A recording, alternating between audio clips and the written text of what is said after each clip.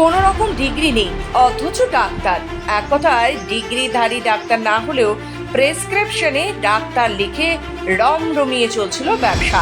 পরবর্তীতে গ্রামবাসীরা জানলে ডাক্তারের বিরুদ্ধে লিখিত অভিযোগ দায়ের করেন কালনা মহকুমা হাসপাতাল সুপারের কাছে।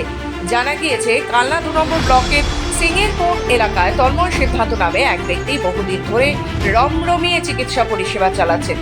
তিনি গ্রামীণ ডাক্তার হিসেবে এলাকায় পরিষেবা দিলেও তার প্রেসক্রিপশনে জলজল করছে ডাক্তার লেখা, একই সাথে এমডি অল্টারনেটিভ মেডিসিন এমনও লিখে প্যাড ছাপিয়েছেন তিনি। এমনকি তার রেজিস্ট্রেশন নাম্বারও ছাপানো নেই ওই প্যাডে।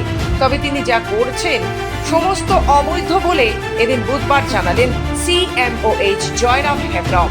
পাশাপাশি তিনি এও জানিয়েছেন যে অভিযোগ আছে সেটি খতিয়ে দেখা হবে। আমরা ওই তন্ময় সিদ্ধান্ত যে সিঙ্গারকনের ভুয়ো ডাক্তারি করছে সেইটার বিরুদ্ধে বলার জন্য এসেছি এখানে। কি অভিযোগ করলেন? এটা অভিযোগ তো আমরা জমা দিলাম আর আপনাদের কাছেও জানাচ্ছি।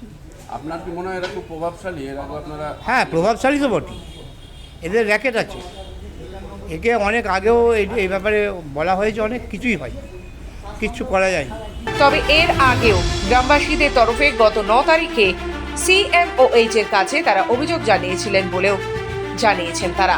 অবিলম্বে এই চিকিৎসকের বিরুদ্ধে ব্যবস্থা গ্রহণের আর্জি নিয়ে আজ কালনা মহকুমা হাসপাতাল সুপারের দ্বারস্থ হন গ্রামবাসীরা। আমার এই অল্টারনেটিভ মেডিসিনের সম্বন্ধে যে এমডি অল্টারনেটিভ মেডিসিনের সঠিক ধারণা নেই। এটা রেজিস্ট্রেশন গভর্নমেন্ট অফ ইন্ডিয়া বা গভর্নমেন্ট অফ ওয়েস্ট বেঙ্গল দিয়েছে কিনা আমারও জানা নেই, কারণ ডিটেলসের ব্যাপারে যায় না। যে আমাদের যেটা আছে মেডিকেল কাউন্সিল অফ ইন্ডিয়া, সেটা মেডিসিনকে দেয়। আয়ুর্বেদিক কাউন্সিল একটা আছে, আয়ুর্বেদিক কাউন্সিল দেয়। হোমিওপ্যাথিক কাউন্সিল আছে, হোমিওপ্যাথিক কাউন্সিল দেয়। কিন্তু অল্টারনেটিভ মেডিসিনকে যে স্বীকৃতি দিয়েছে এটা আমার যে ব্যাপারে আমার জানা নেই।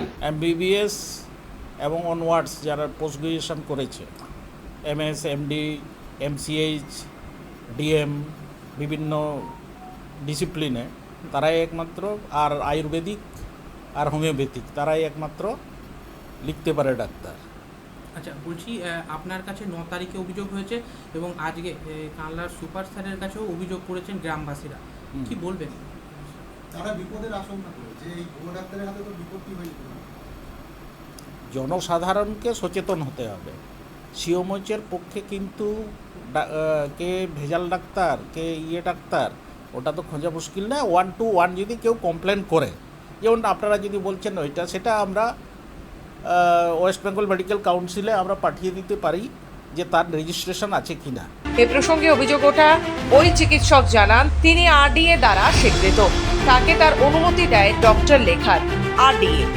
একই সাথে বাম সরকারের আমলে তিনি কোর্সও করেছেন। তিনি মানুষকে ঠকাচ্ছেন না বলেও দাবি করেছেন ওই চিকিৎসক। দেখুন, সেই সময় তো আমাদের যখন ইউনিভার্সিটিগুলো চলেছে, সেই সময় তো কোন সময়? বামফ্রন্ট সরকারের আমলে।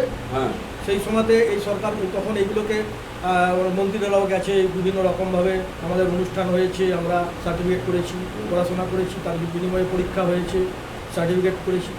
এই সার্টিফিকেট কোর্স দিয়ে ডক্টর বা ইউনারি চিহ্ন দিয়ে আপনি কি ব্যবসা মানে আপনার প্র্যাকটিস চালাতে পারেন না রেজিস্ট্রেশন নাম্বার ছাড়া?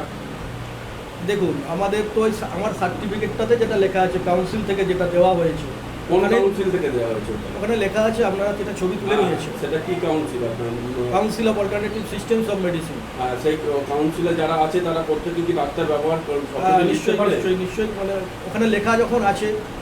আপনারা কি আপনার মতন কাউন্সিল করা যারা আছে তারা সমস্ত ডাক্তাররাই স্বীকৃতি চাইছে এখন, ঠিক তারা কিন্তু ডাক্তার ব্যবহার করতে পারছে না।